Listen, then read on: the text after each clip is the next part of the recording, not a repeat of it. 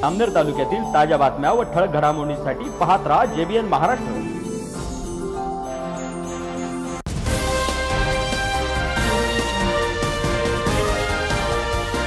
नमस्कार, मी मिनल चौधरी। पाहूया काही ठळक वृत्त।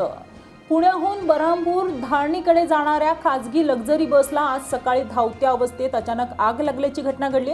सुदैवाने चालकाच्या प्रसंगावधानामुळे आणि प्रवाशांच्या तत्परतेमुळे सर्व 30 ते 35 प्रवासी सुखरूप बचावले असून कोणतीही जीवितहानी झाली नाही। ही घटना आज सकाळी सुमारे 11 वाजता पिंपळगाव गोलाईत गावाजवळ घडली।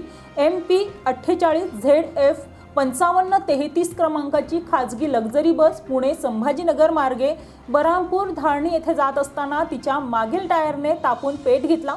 काही क्षणात आगीने रौद्र रूप धारण केले। प्रवाशांनी आरडाओरडा केल्यावर चालकाने तात्काळ बस थांबवून सर्वांना खाली उतरवले।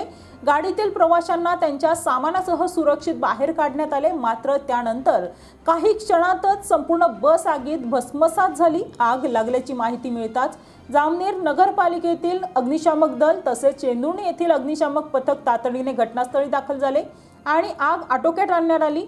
आगीमुळे पहूर जामनेर रस्त्यावरील वाहतूक जवळपास अर्धा तास ठप्प झाली होती। दरम्यान पहूर पोलीस स्टेशनचे कर्मचारी, पिंपळगाव गोलाईचे सरपंच आणि ग्रामस्थांनी आग विझवण्याच्या कामात व वाहतूक सुरळीत करण्यासाठी मोलाचे मदत केली।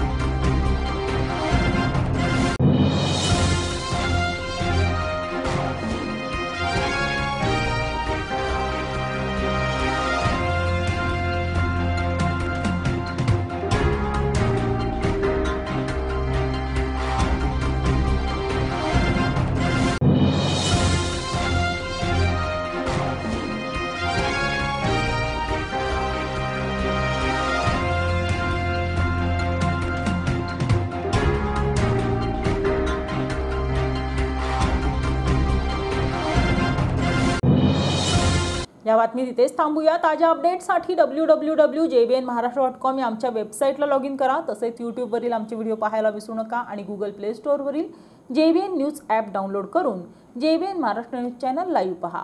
नमस्कार।